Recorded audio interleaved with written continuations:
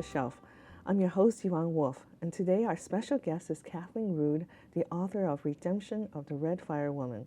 Welcome, Kathleen. Thank you. It's great to be here. I understand your book has a long journey to be here. Yes, it does.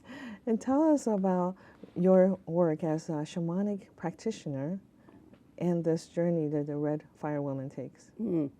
So the shamanic practitioner part of my life came about as part of my studies with different indigenous elders, and my book is also sort of a reflection of that journey that I took. So I started off, my first work in the world as an environmental writer, and I was writing nonfiction, working for a magazine and a nonprofit. But then I started asking that question of how do we really shift how we care about the world and view the world. And so I had the opportunity to study with a Blackfoot indigenous elder here in this area who was teaching people about the spiritual practices and the relationship to the earth and to spirit. So I had the rare opportunity to study with him. And that was just here around Glenview. And that was in Evanston. Evanston, actually. okay, Yes. so not too far. Right. And so then in that process, I went out to Colorado for my first time. And I had a friend who told me about this beautiful box canyon outside west of Glenwood Springs. And so while I was in this canyon, I got this idea for a novel. The little nugget of a woman coming to Colorado, feeling connected to this place. Even though you've never been there before. No, and right? I'd never been there before. Yes. But then, with the idea that she'd had a past life in that place, and there was something in this life that she needed to do to rectify what had happened in the past. So I had that nugget, and I said, that's nice, but I don't want to write a novel. I'm a nonfiction writer. But it stayed with me. So the next day, I went back to the canyon, walked it again, took some notes. And then as I left Colorado, I picked up a book on Colorado history. And that's when I really first started my first introduction to the Ute people. And their traditional homeland was what we now call Colorado. And that was some time ago when you made this trip. Yes, this was back in the 90s, Okay. late 90s. And so the idea for the story stayed with me. And I was continuing my studies, so then I went back to Colorado the next year, but this time with the intention of learning more about the Ute people. Yes. So then in that process, I met an anthropologist who was working with the Utes, and they were doing these trips in the wilderness to find sacred sites and of the Utes up in the mountains. And so I met him, was invited on that trip, and it's on that trip that I met Clifford Duncan, who is the indigenous, the Northern Ute elder, who then became another one of my teachers, and one of the inspirations for one of the main characters. The character's in the story. name is Duncan. Yes, Yes, so Duncan Hawk, he's right? Named after. So it was a sort of stepping in, following this idea that then allowed me to continue to learn more and more about the history of the Ute people, but also then their spiritual practices, and that adding on to the other studies that I was doing with my Blackfoot elder, brought me into the world of ceremony first. Ah, yes. and with Sweat Lodge ceremony, with Vision Quest, seeking, crying for a vision. So this journey, going to Colorado, and it became part of your training to be a shamanic practitioner. It right? was, So, and yeah. that wasn't the intention in the time, right? Exactly. And so we never knew where we're going until we That's halfway right. there, right? Yes, life is definitely a journey. And so it was in that process then of studying that I started to learn more about the healing aspects of these ways, and then continued my studies in what's called core shamanism, which looks at different healing techniques that are sort of common across many different indigenous practices. I see. So it's not tied to a particular tradition or a particular people, but our ways of working with energy, with spiritual energy, that can bring about healing, helping people to become more empowered. I see. And so your book, what I notice is that the geography plays such a role. It's almost on every page that you're so aware of the land around us in the book. Yeah. Is that part of your experience in Colorado? And It was, because I the first time I went to Colorado, I fell in love with Colorado. And where the book takes place was one of the first places where I went, where I met Clifford, in the area called Trappers Lake in the White River Valley, which travels east from Meeker, Colorado. So it's in the northwestern part of the state. And I spent a lot of time there doing research for the book, and so I would spend a month at a time in the summers living there and getting to know the people, getting to know the landscape, and the different ways that people are on the land. And so it's the land really speaks to you out there.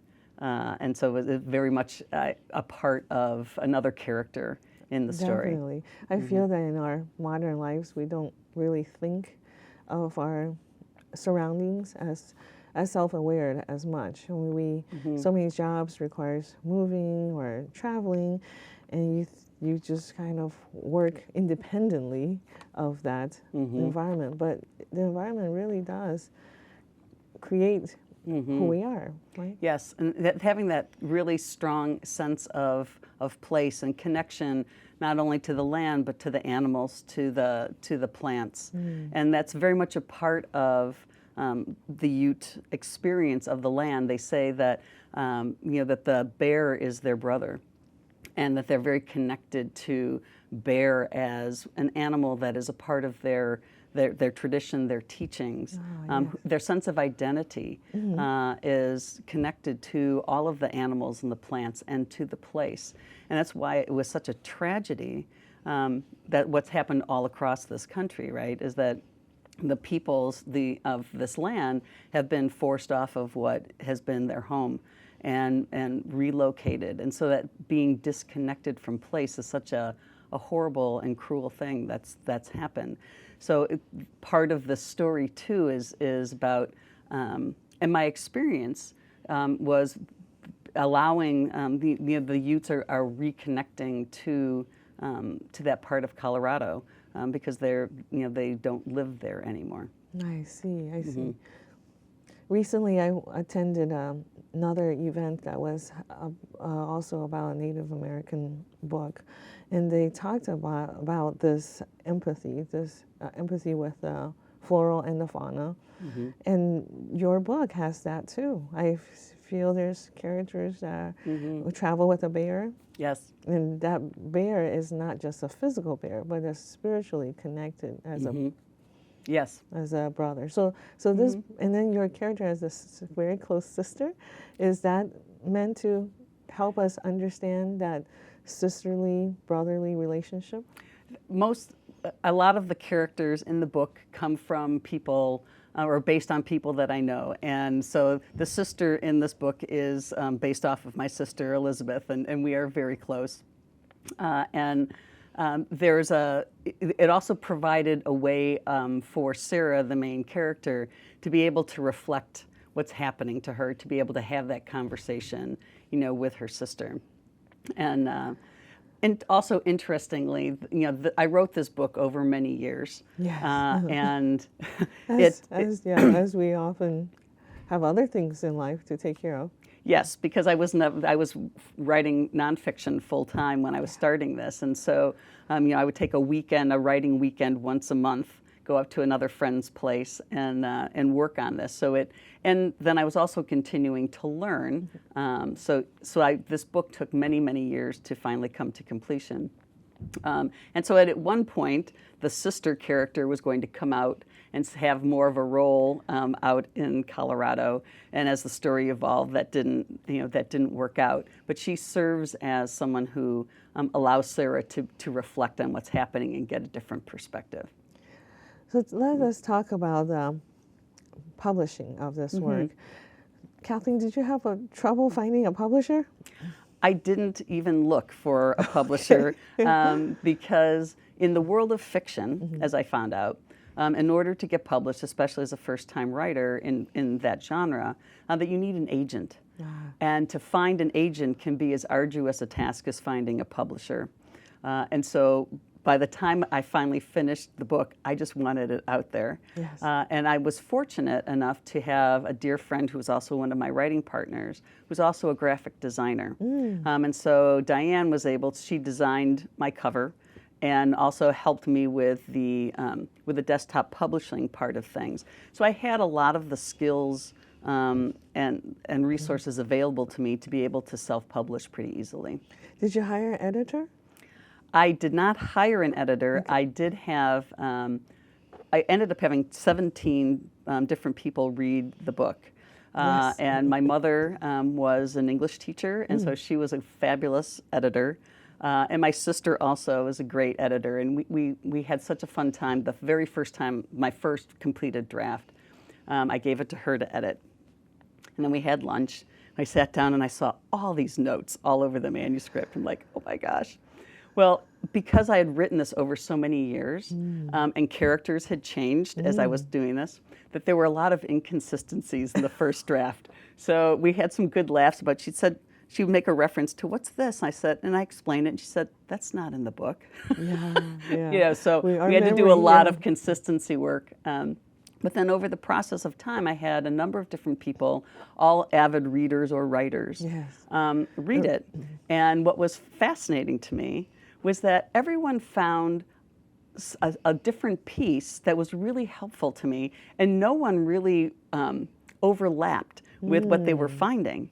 And one particular thing that was fun, I had a book group. Yes. A lot of times the writers participate in these writers groups. And yes, and that groups. was essential to me for being able to finish it. I had a writers group that I was a part of, for finishing. But then there was a writers group out in Colorado, who I was sending the draft out to one of the women who was a friend of mine in that group, and so her book group read the draft, and I said, I'd be happy to do that, but you need to give me honest feedback. And what was great about it was they had a take on Duncan. Yes.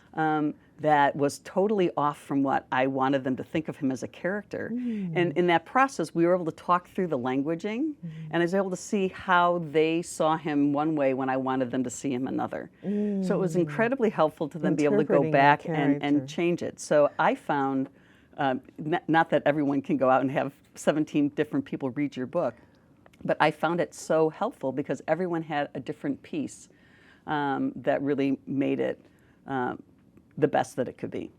Did anyone read the book out loud? I read that the part of it? I would, yes. I read That when is I was going through it. I would read it out loud that is a great way to hear where you use words too often or something doesn't flow. So I always do that. I always read my work out loud. I hear that's a great technique just to see how long your sentences are when it's spoken. So that's a great, Yes, and finding again those words that stick out. In the first draft, I had too many. People chuckled way too much, and they also drank way too much coffee. We still drank a lot of coffee in the book, but it's fun to be able to catch those small things. Yes. Well, coffee's supposed to have come from indigenous people anyway, right? And they do drink a lot of coffee. So. That puts a very real flavor to the book. Yes. And the other thing that I was able to get into the book that was also very important to me was the environmental issues that are going on in that part of the country and looking at development coming into Colorado. So I was able to pull on my environmental writing roots as well for some of the other characters, the private lands biologist who's in the book, and talking about the conflict of having areas being developed versus keeping them more natural. So Kathleen, you're also a facilitator for the Work That Reconnects. Yes. Can you tell us about that? Yes, I can. Thank you. It's the Work That Reconnects is a group process, an interactive group process that helps us to take a look first, being able to tap into our sense of maybe overwhelm, grief, hopelessness about what's happening in the world today or in our own personal lives, and how do we step into that rather than have it shut us down, but how it can help us to be empowered to make a difference in the world. And this process was pioneered by Joanna Macy, who is an eco-philosopher and Buddhist scholar.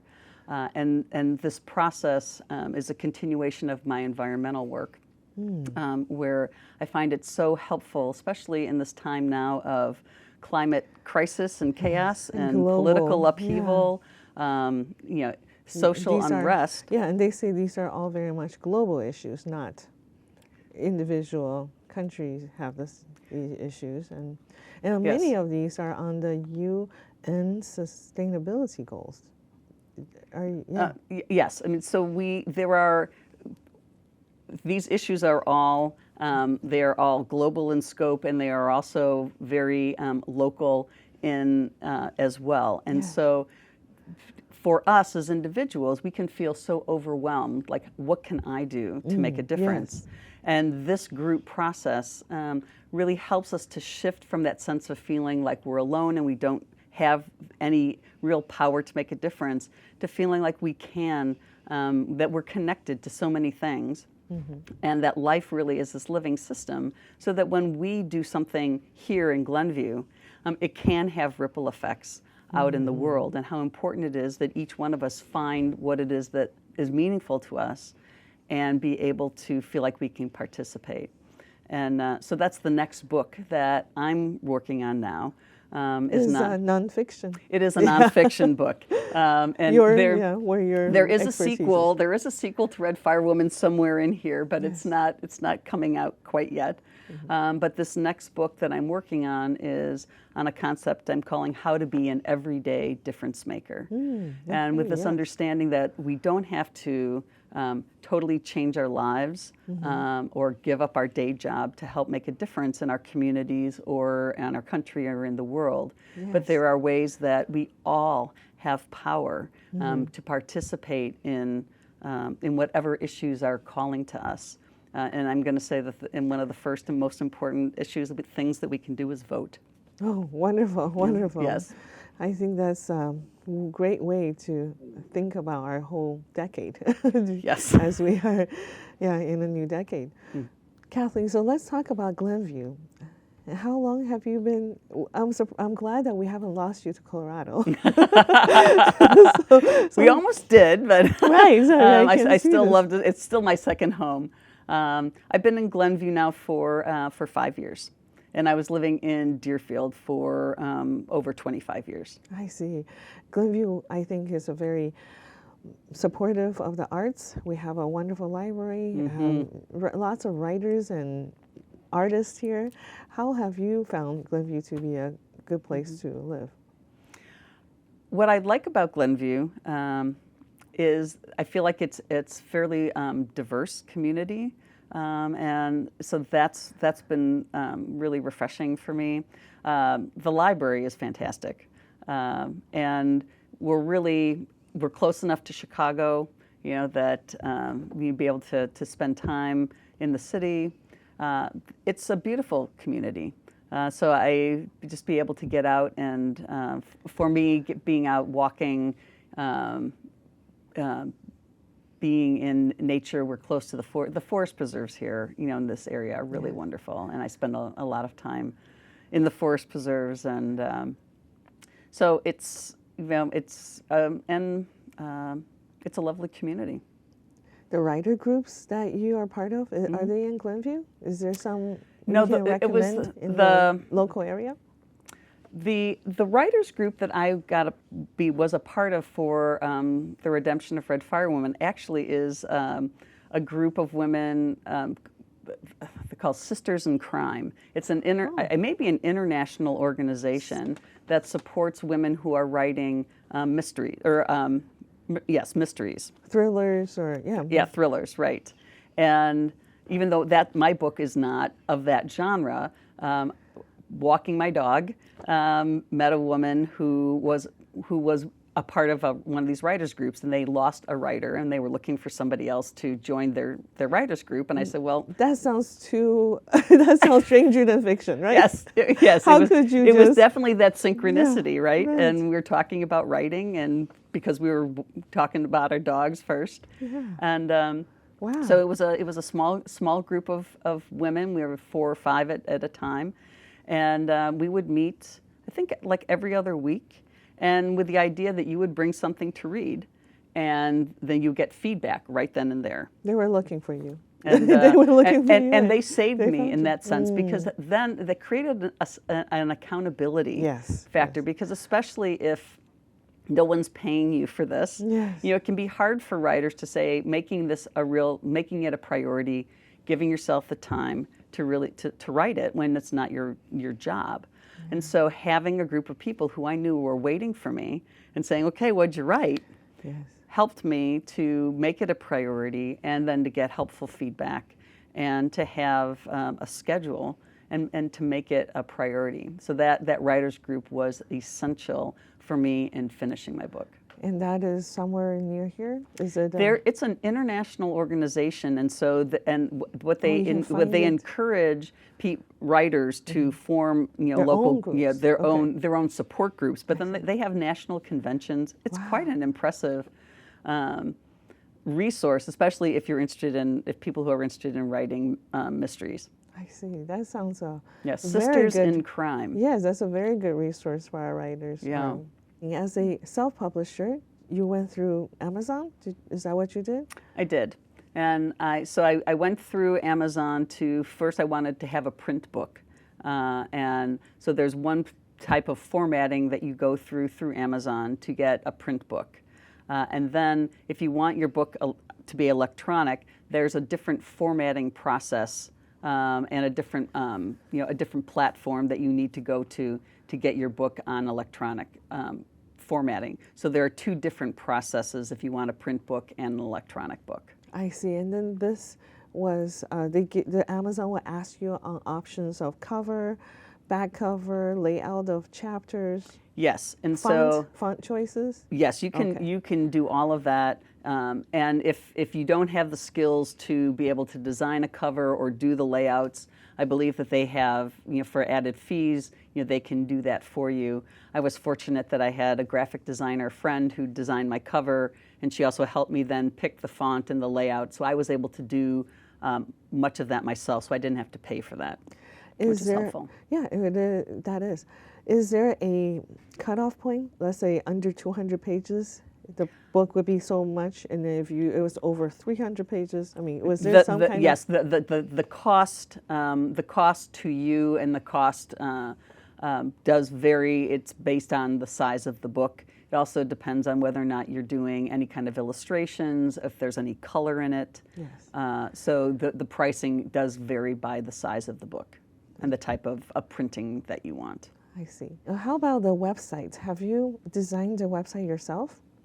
No, I had help with website design. That's great, because many of our viewers are probably in the same situation. They are great writers, but they don't know how to design a website. And Yes. how did you solve the problem?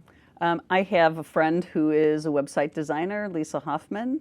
She's here in Evanston, and I would say that my site is on WordPress, and so it's a user-friendly site, and you can work with the templates that they have. But I think that it's really helpful to pay a web designer to create your website, but then you're able to update it and use it. WordPress is pretty user-friendly that way, I found. Yes. And what kind of marketing events, or have you been on tour with your book?